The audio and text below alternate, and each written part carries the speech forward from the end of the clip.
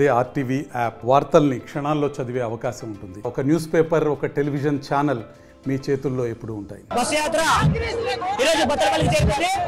ఈ బస్ యాత్ర విజయవంతం కావాలని మనస్ఫూర్తిగా కోరుకుంటున్నాము. జై జగన్. చంద్రబాబు నాయుడు అదే కక్షపూరితంగా 5 సంవత్సరాల నుంచి చేసేవాళ్ళు అవతాతలు పెన్షన్ ఇవ్వకుండా చేసి వాళ్ళ కడుపున పడుతున్నారు. ఇప్పుడు పెన్షన్ సచివాలయం కడుపు తీసుకోవాలంటే ఎండపోయి నిలబడి సమస్యలు పడిపోతారు. ఇది ఎవరు చేయలేరు.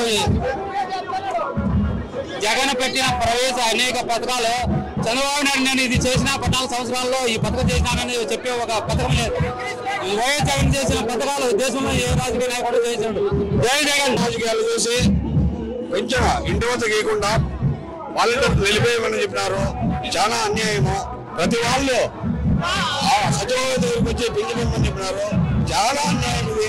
జై జగన్. 2000 పింఛన్ కాబట్టి 3000 పింఛన్ వస్తుంది. మళ్ళీ 15000 డబ్బులు వచ్చింది. మాకు జగన్ సీఎం కావాలి. ఈసారి మరి కోరుతున్నాం.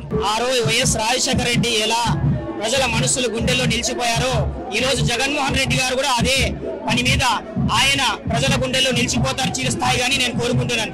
జగన్మోహన్ రెడ్డి గారు చేసిన పనితీరు వాలంటీర్ గురించి ఎంత చెప్పినా తక్కువే. ఎందుకంటే వాలంటీర్లు ఈ రోజు ప్రతి ఇంటి దగ్గరకు వచ్చి వారి పని వారు చేస్తున్నారు. అందువలన ప్రజలకు చాలా ఇబ్బందిగా ఉండే ప్రభుత్వంలో ఈ రోజు ఈ ప్రభుత్వంలో అందరూ సుఖంగా సంతోషంగా ఉన్నారు. అందుకని మళ్ళీ కూడా జగన్మోహన్ రెడ్డి గారు గెలుస్తారని మా ఓటు అందరికీ జగన్మోహన్ రెడ్డి గారికి వేస్తామని గెలిపిస్తామని మనస్ఫూర్తిగా కోరుకుంటున్నాను. 150 సీట్లకి 170 సీట్లు జగన్మోహన్ రెడ్డి గెలిపిస్తామని మనస్ఫూర్తిగా కోరుకుంటున్నాము. మరిన్ని వీడియోస్ కోసం ఛానల్ ని సబ్స్క్రైబ్ చేయండి. లేటెస్ట్ అప్డేట్స్ కోసం వాట్సాప్ ఛానల్ ని ఫాలో చేయండి. అండ్ లింక్ డిస్క్రిప్షన్ లో ఉంది.